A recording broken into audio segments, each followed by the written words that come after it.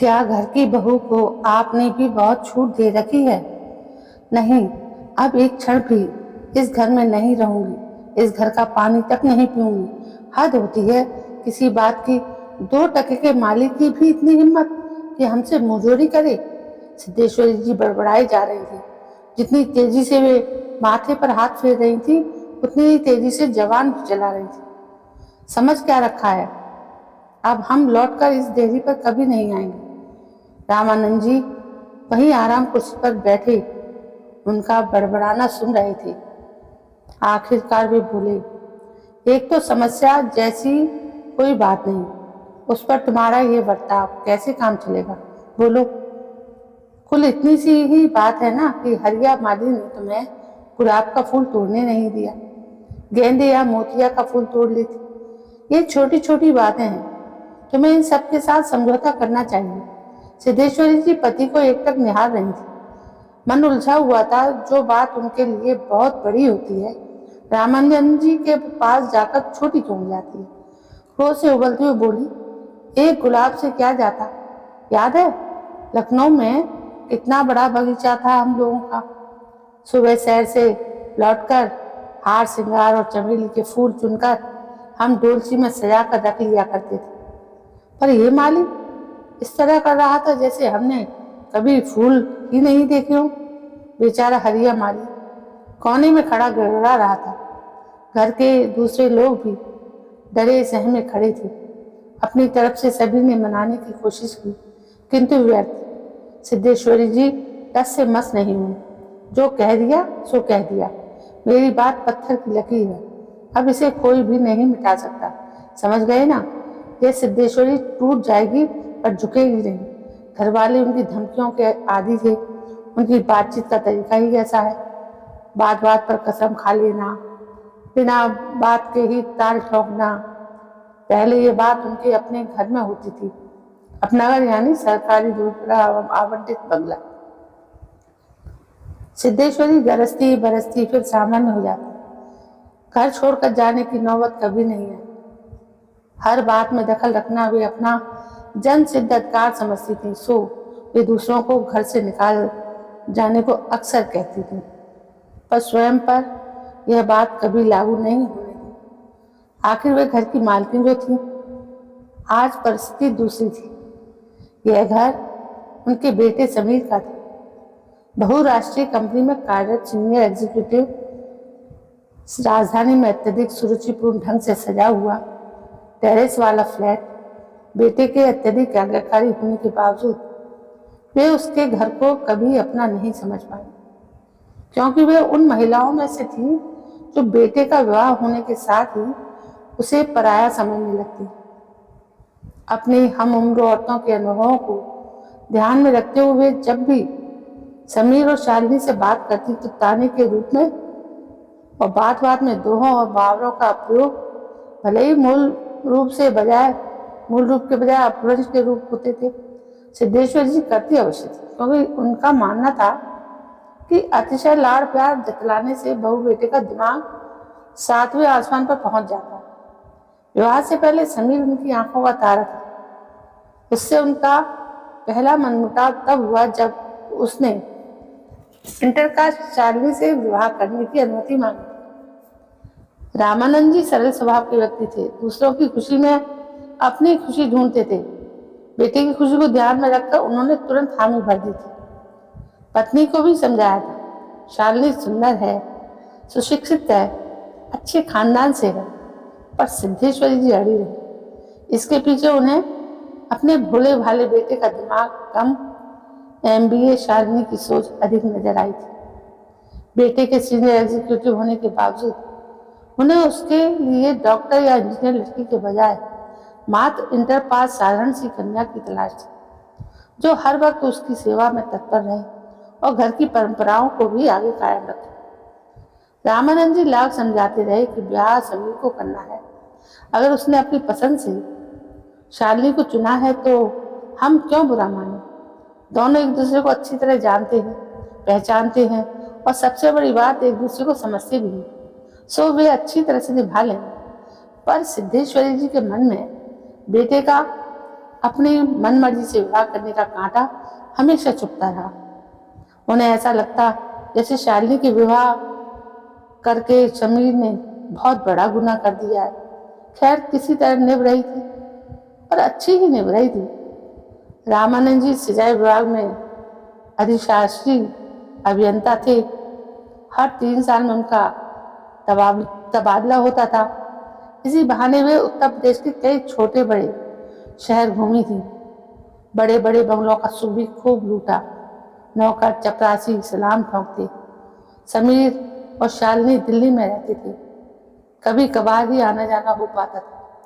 जितने दिन रहते हंसते खिलखिलाते समय निकल जाता था। स्वाति और अनिरुद्ध के जन्म के बाद तो जीवन में नए रंग भरने लगे थे। उनकी धमा चौकड़ियों और खिलखिलाहटों में दिन रात कैसे बीत जाते थे पता ही नहीं चलता था। देखते ही देखते रामानंद जी का रिटायरमेंट की उम्र भी आ पहुंची। लखनऊ में रिटायरमेंट से पहले उन्होंने अनूप शहर चलकर रहने का प्रस्ताव सिद्धेश्वरी जी के सामने रखा तो वे नाराज हो गए। हम नहीं रहेंगे वहां की डिस्ट्रिक्ट में। तो फिर इसलिए हम हमेशा आपसे कहते थे एक छोटा सा मकान बुढ़ापे के लिए बनवा लीजिए, पर आपने हमेशा मेरी बात को हवा में उछाल दिया। रामानंद जी मायूस हो गए थे। सिद्धेश्वरी तुम तो जानती हो सरकारी नौकरी में कितना पैसा हाथ में मिलता है। घूस मैंने कभी ली नहीं। मुट्ठी भर तनख्वाह में से क्या खाता और क्या बचाता। बाबूजी की बचपन में ही मृत्यु हो गई। भाई बहनों के दायित्व निभाए। तब तक समीर और नेहा बड़े हो गए थे। एक ही समय में दोनों बच्चों को इंजीनियरिंग और MBA की डिग्री दिलवाना आसान तो नहीं था। उसके बाद जो बचा वो शादियों में खर्च हो गया। ये अच्छी बात है कि दोनों बच्चे सुखी। रामानंद जी भावुक उठे थे।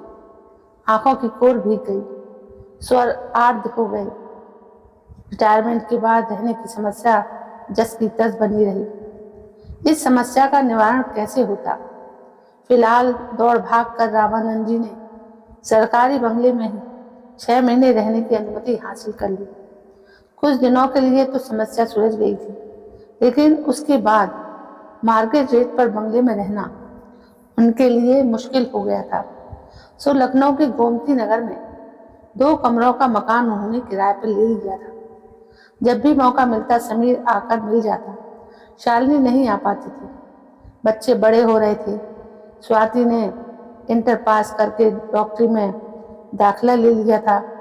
अनिरुद्ध ने 10वीं में प्रवेश दिया था। बच्चों के बड़े होने के साथ साथ दादा दादी की भी तो उम्र हो गई थी। बुढ़ापे में कई तरह की परेशानियां भी बढ़ जाती हैं। यह सोचकर इस बार जब समीर और शालिनी लखनऊ आए तो आग्रह सहित उन्हें अपने साथ रहने के लिए रिवा लाए। सिद्धेश्वरी ने इस बार भी ना नुकुर तो बहुतेरी की थी, पर समीर जिद पर अड़ गया था। बुढ़ापे में आप दोनों का अकेले रहना ठीक नहीं है और बार बार हमारा आना जाना भी इतनी दूर संभव नहीं है। बच्चों की पढ़ाई का नुकसान अलग से होता है। सिद्धेश्वरी को मन मारकर हामी भरनी पड़ी। अपनी गृहस्थी 3-5 कर यहाँ आ तो गई थी, पर बेटे बहू की गृहस्थी में तारतम्य बिठाना थोड़ा मुश्किल हो रहा था।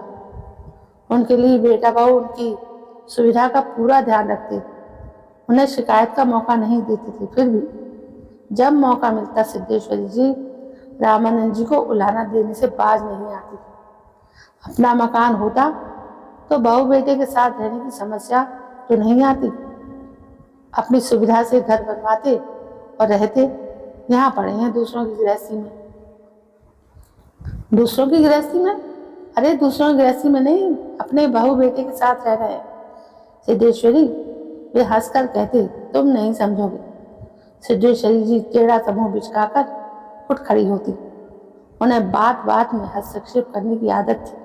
मसलन स्वाति को एड में क्यों पढ़ाती है, स्कूटर चलाकर कॉलेज अकेली क्यों जाती है, शाम ढलते ही घर क्यों नहीं लौट आती, देर रात तक लड़के लड़कियों के साथ बैठकर कंप्यूटर पर काम क्यों करती है, लड़कियों के साथ तो फिर भी ठीक है, लड़कों के साथ क्यों बैठी रहती है। उन्होंने कहीं सुना था कि कंप्यूटर अच्छी चीज नहीं है। वे अनिरुद्ध को उनके बीच जाकर बैठने के लिए कहती कि कम से कम पता तो चले वहाँ हो क्या रहा है। तो अनिरुद्ध बिदक जाता। उधर स्वाति को भी बुरा लगता। ऐसा लगता है जैसे दादी उसके ऊपर पहरा बिठा रही हो। इतना ही नहीं, वो जीन्स टॉप क्यों पहनती है, साड़ी क्यों नहीं पहनती, रसोई में काम क्यों नहीं करती। आज धीरे धीरे स्वाति ने उनसे बात करना कम कर दिया। वो उनसे दूर ही छिटकी रहती थी। वे कुछ कहती तो उनकी बातें एक कान से सुनती और दूसरे कान से निकाल देती। पोती के बाद उनका विरोध अपनी बहू से भी था। उसे सीधे सीधे टोकने के बजाय रामानंद जी से कहती, बहुत सिर पे चढ़ा रखा है बहू ने स्वाति को। मुझे तो डर है कहीं उसकी वजह से इन दोनों की नाक न कट जाए। रामानंद जी चुपचाप पीतल के शोपीस चमकाते रहते। सिद्धेश्वरी का भाषण निरंतर जारी रहता। बहू खुद भी तो सारा दिन घर से बाहर रहती है, तभी तो ना घर संभाल पा रही है ना बच्चे। कहीं नौकरों के भरोसे भी गृहस्थी चलती है। बहू की नौकरी ही ऐसी है, दिन में 2 घंटे उसे घर से बाहर निकलना ही पड़ता है। अब काम चाहे 2 घंटे का हो या 4 घंटे का, आवाजाही में भी तो समय निकलता है।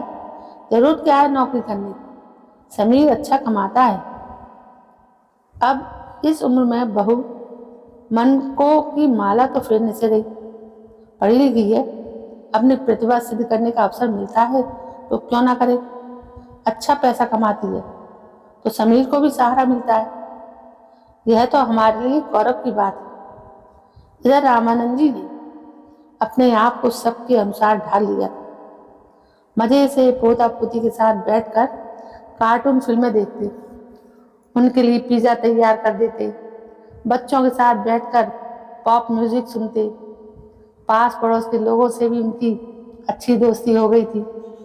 जब भी मन करता उनके साथ ताश या शतरंज की बाजी खेल लेते थे। बहू के साथ भी उनकी खूब पटती थी। रामानंद जी के आने से वो पूरी तरह निश्चिंत हो गई थी। अनिरुद्ध को नियमित रूप से भौतिकी और रसायन शास्त्र रामानंद जी पढ़ाते थे। उसकी प्रोजेक्ट रिपोर्ट भी उन्होंने ही तैयार करवाई थी। बच्चों को छोड़कर शालिनी पति के साथ एक आध दिन दौरे पर भी चली जाती थी। रामानंद जी को तो कोई असुविधा नहीं होती थी, पर सिद्धेश्वरी जी चल भुन जाती थी। चिल्लाकर कहती, बहू को आपने बहुत छूट दे रखी है। रामानंद जी चुप रहती तो वे और चढ़ जाती।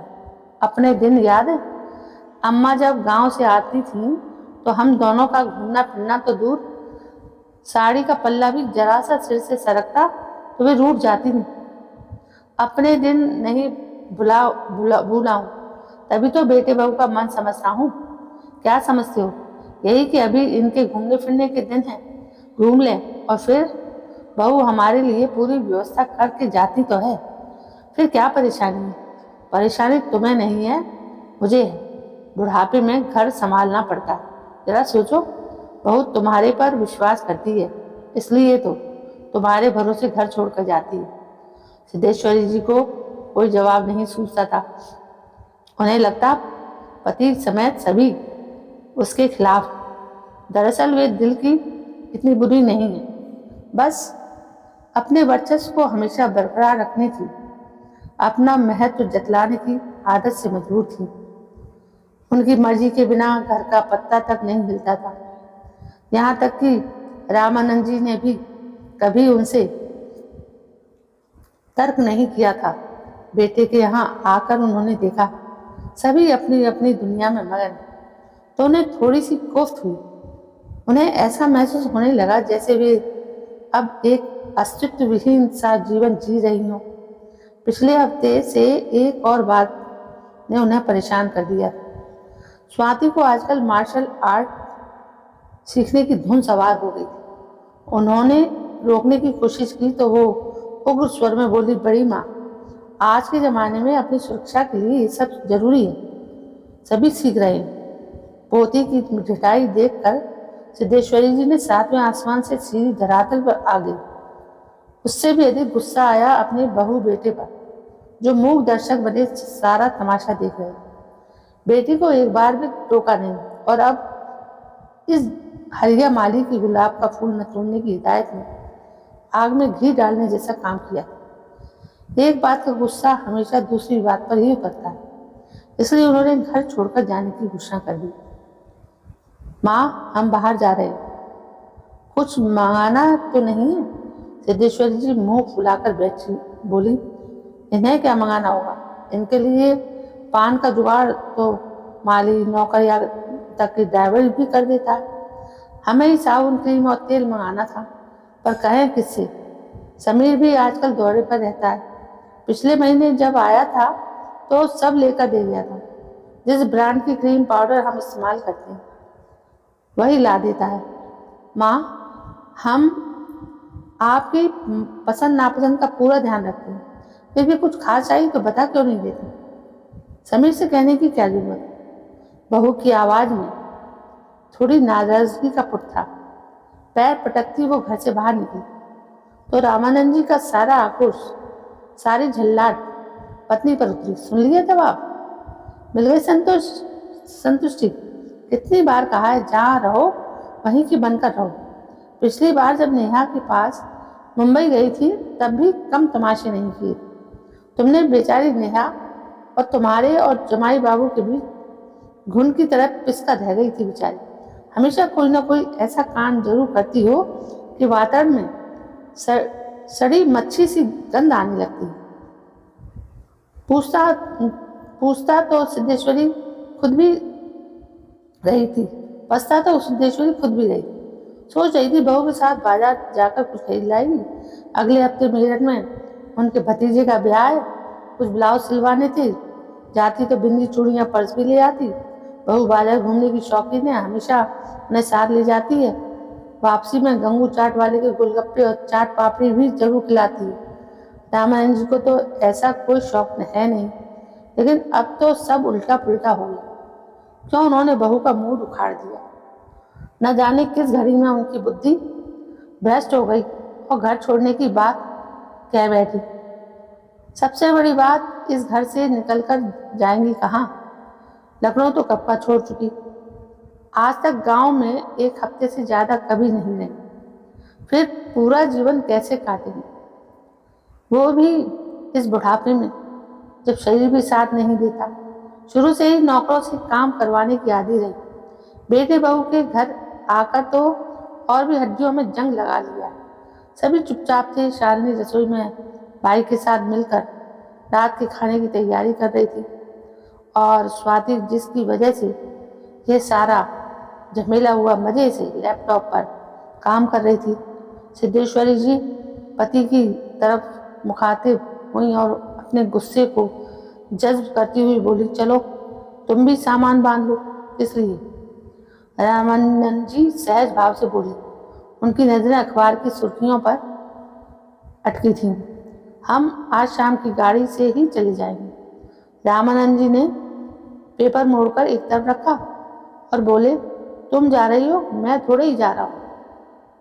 मतलब तुम नहीं जाओगे? नहीं, एकदम साफ और दो टूक स्वर में रामानंद जी ने कहा। तो सिद्धेश्वरी जी बुरी तरह चौंक गई। उन्हें पति से ऐसे जवाब की उम्मीद नहीं। मन ही मन उनका आत्मबल गिरने लगा।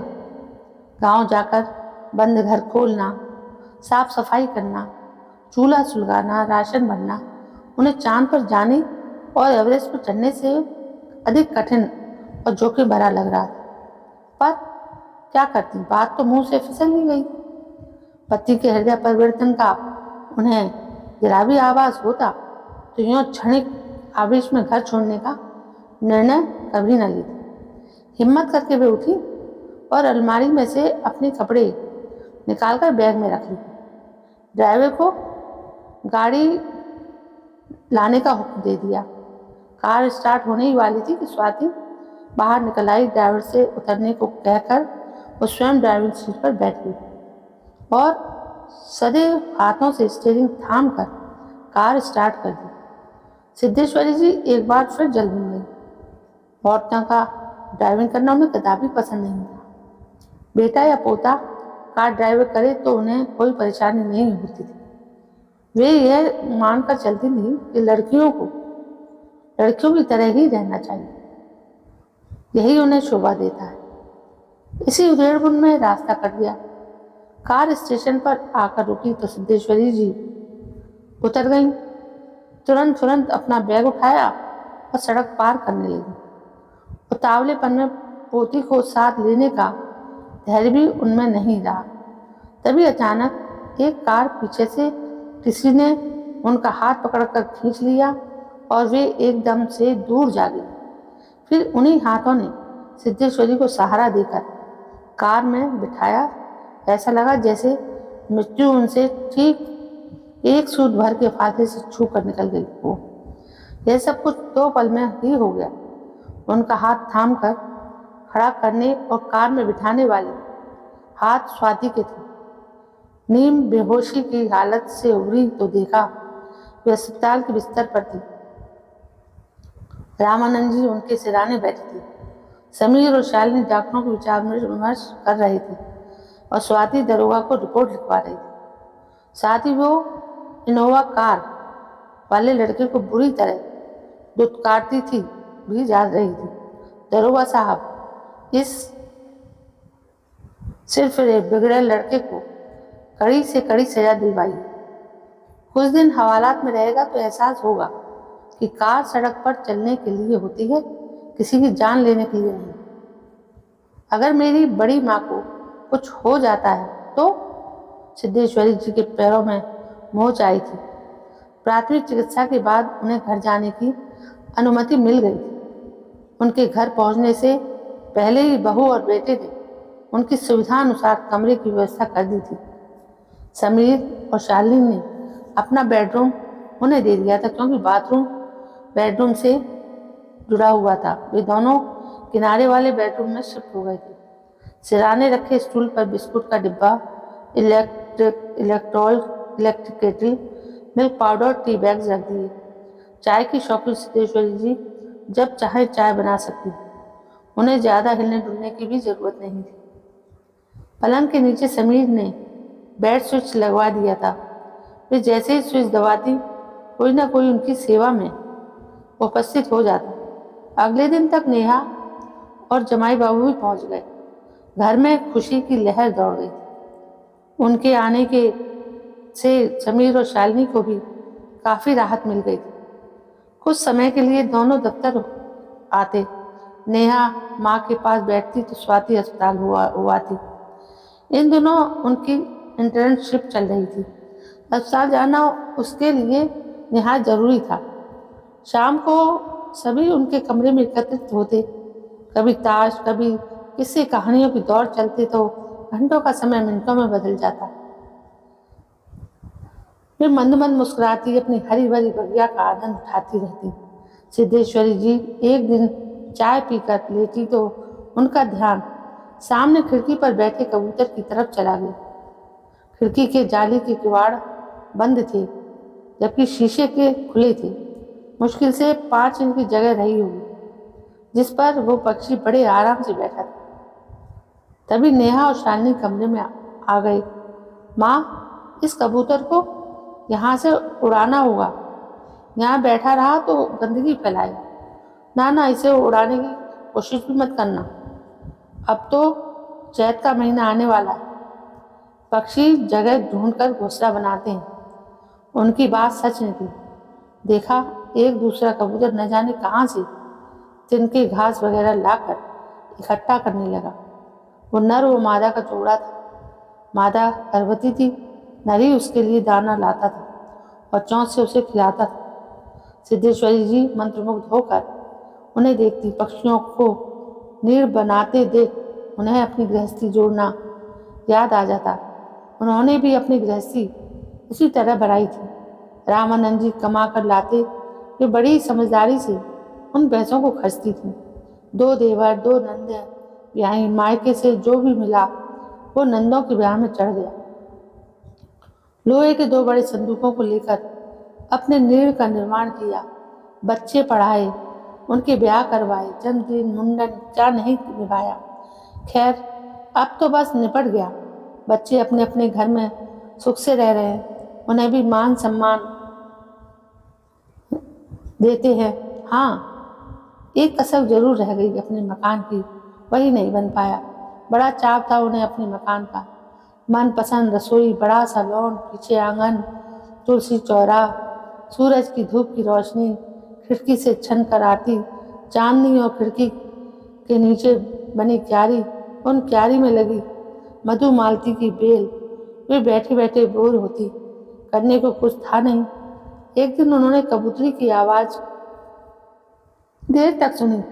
वो एक ही जगह बैठी रहती। अनिरुद्ध उनके कमरे में आया तो वो अति उत्साहित, अति उत्तेजित स्वर में बोला, बड़ी माँ, कबूतरी ने घोंसले में अंडा दिया है, इसे छूना मत। कबूतरी अंडे को तब तक सहेजती है जब तक उसमें से बच्चे बाहर नहीं निकल आते।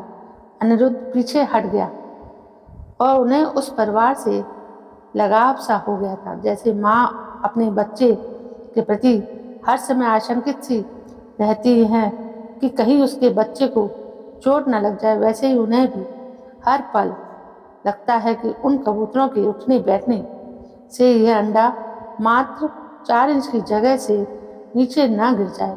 एक दिन उस अंडे से एक बच्चा बाहर आया। सिर्फ उसकी चोंच, आंखें, पंजे दिखाई दे रहे थे। अब कबूतर का काम और बढ़ गया था। वो उड़ता हुआ जाता और दाना ले आता। कबूतरी एक एक दाना करके उस बच्चे को खिलाती जाती। सिद्धेश्वरी ने अनिरुद्ध से कहकर उन कबूतरों के लिए वहीं खिड़की पर सकोरे में दाने और पानी की व्यवस्था करा दी थी। अब कबूतर का काम थोड़ा आसान हो गया था। सिद्धेश्वरी जी अनजाने ही उस कबूतर जोड़े की तुलना खुद से करने लगी थी। ये पक्षी भी हम इंसानों की तरह ही अपने बच्चों के प्रति समर्पित होते हैं। फर्क यह है कि हमारे सपने हमारे बच्चों के जन्म के साथ ही पंख पसारने लगते हैं। हमारी अपेक्षाएं और उम्मीदें भी हमारे स्वार्थी मन में छिपी रहती हैं। इंसान का बच्चा जब पहला शब्द मुंह से निकालता है तो हर रिश्ता यह उम्मीद करता है कि उस प्रथम उच्चारण में वो जैसे माँ चाहती है बच्चा माँ बोले, पापा चाहते हैं बच्चा पापा बोले, बुआ चाहती हैं बुआ, और बाबा चाहते हैं कि उनके कुलदीपक की जुबान पर सबसे पहले बाबा शब्द ही आए। हम उसके हर कदम में अपना बचपन ढूंढते हैं, अपनी पसंद के स्कूल में उसका एडमिशन कराते हैं। ये हमारा प्रेम तो है, पर कहीं ना कहीं हमारा स्वार्थ भी है। उसका भविष्य बनाने के लिए किसी अच्छे व्यावसायिक संस्थान में उसे पढ़ाते हैं, उसकी तरक्की से खुद को गौरवान्वित महसूस कराते हैं। समाज में हमारी प्रतिष्ठा बढ़ती है। हम अपनी मर्जी से उसका विवाह करवाना चाहते हैं। यदि बच्चे अपना जीवन साथी स्वयं चुनते हैं तो हमारा उनसे मनमुटाव शुरू हो जाता है। हमारी सामाजिक प्रतिष्ठा को बट्टा जो लग जाता है, हमारी संवेदना को ठेस पहुंचती है। बच्चे बड़े हो जाते हैं, हमारी अपेक्षाएं वही रहती हैं कि वे हमारे बुढ़ापे का सहारा बने, हमारे उत्तरदायित्व को पूरा करें। हमारे प्रेम, हमारी कर्तव्यपरायणता के मूल में कहीं ना कहीं हमारा स्वार्थ नहीं। कुछ दिन बाद उस बच्चे के छोटे पंख दिखाई देने लगे, फिर पंख थोड़े और बड़े हुए। अब उसने स्वयं दाना चुगना शुरू कर दिया था। फिर एक दिन उसके माता पिता उसे साथ लेकर उड़ने लगे। तीनों विहंग छोटा सा चक्कर लगाते और फिर लौटकर आते अपने नीड़ में। धीरे धीरे सिद्धेश्वरी जी की तबीयत सुधरने लगी। अब वे घर में चल फिर लेती थी, अपना काम भी स्वयं कर लेती थी, रामानंद जी को नाश्ता भी बना देती थी, घर के कामों में शालिनी की सहायता भी कर देती थी। अब ये घर उन्हें अपना सा लगने लगा था। दिन स्वाति उन्हें अस्पताल ले गई।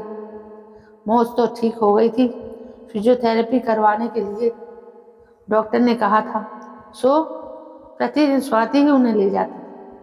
वापसी में समीर अपनी गाड़ी भेज देता। अब ये सब भला लगता था उन्हें। एक दिन उन्होंने देखा कबूतर उड़ गया। वो जगह खाली थी। अब वो नीड़ नहीं मात्र तिनकों का ढेर था, क्योंकि नीड़ तो तब था जब उसमें रहने वाले लोग थे। मन में अनेक सवाल उठने लगे।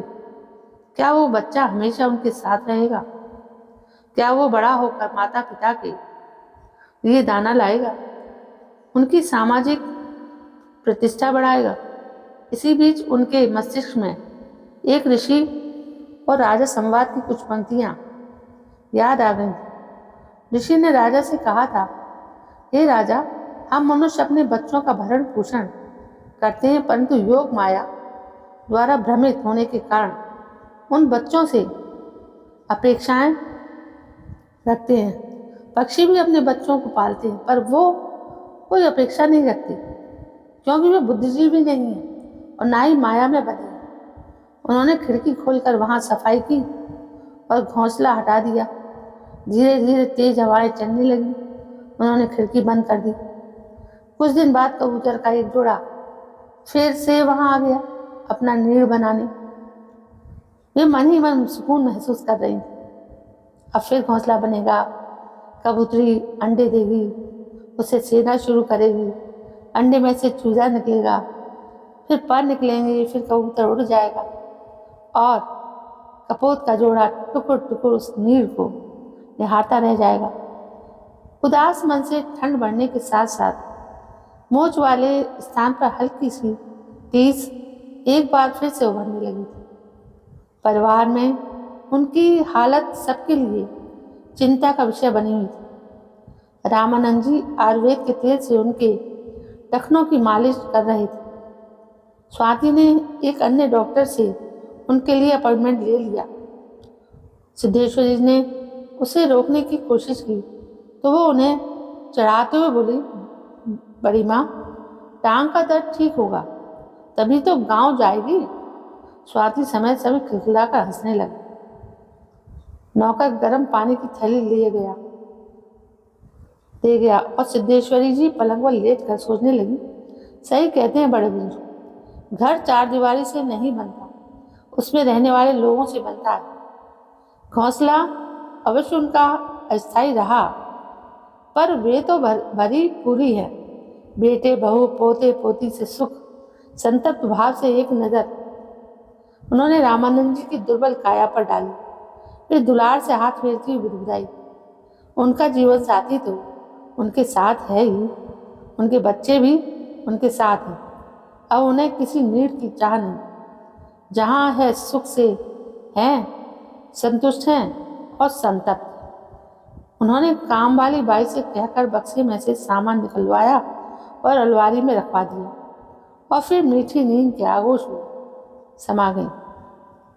तो दोस्तों, ये थी एक ऐसे सुख की महसूस करने वाली कहानी जो शायद हमारे और आपके परिवार के बीच भी इस तरह की छोटी मोटी घटनाएं होती रहती थी, लेकिन ये सब बातें अपनापन दिखाती हैं। तो दोस्तों, कहानी आपको कैसी लगी? यदि कहानी पसंद आई हो तो प्लीज़ मेरे इस चैनल को सब्सक्राइब करना ना भूलें। कल मैं फिर से एक नई कहानी को लेकर आती हूँ। तब तक के लिए जय हिंद, वंदे मातरम।